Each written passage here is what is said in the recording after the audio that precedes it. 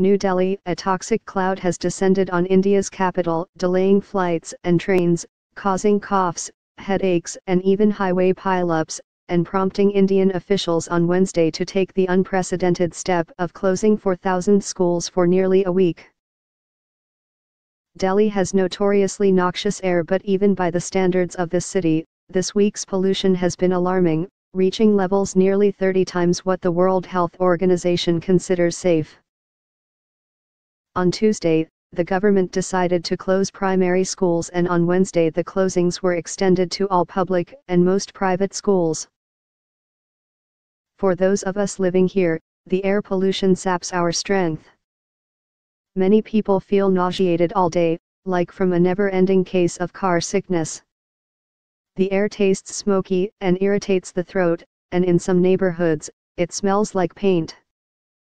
Even if you have air filters in your house, as some of us do, a faint lingering chemical smell always seems to find its way in, through air conditioner vents, open windows and cracks in the doors. Manish Sisodia, the Deputy Chief Minister of Delhi State, said he was driving to a meeting Wednesday morning when he passed a school bus and saw two children throwing up out of the window. "That was shocking for me," he said. "I immediately told my officers to pass the order to close all the schools." In some parts of the city, the levels of PM2.5, insidiously small particles that can settle deep in the lungs, had climbed to more than 700 micrograms per cubic meter, which is considered hazardous to breathe, according to data provided by the Delhi Pollution Control Committee. Scientists estimate these particles have killed millions. Sadly accustomed to toxic air, many of Delhi's people are donning masks of one sort or another. It's not unusual to see a man whizzing by on a motorcycle with a t-shirt wrapped over most of his face.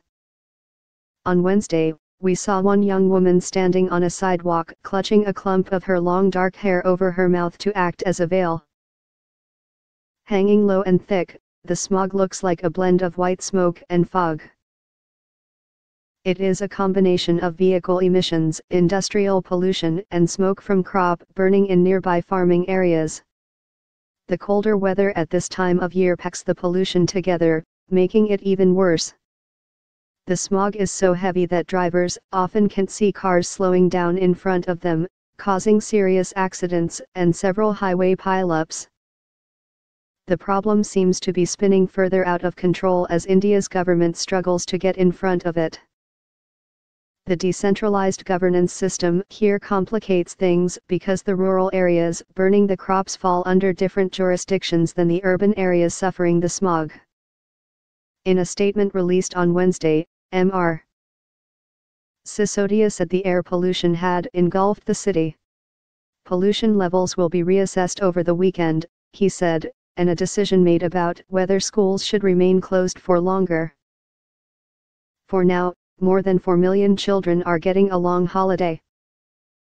It is widely believed they will be safer staying at home than going to and from school on polluted streets, though most homes in Delhi do not have a single air filter.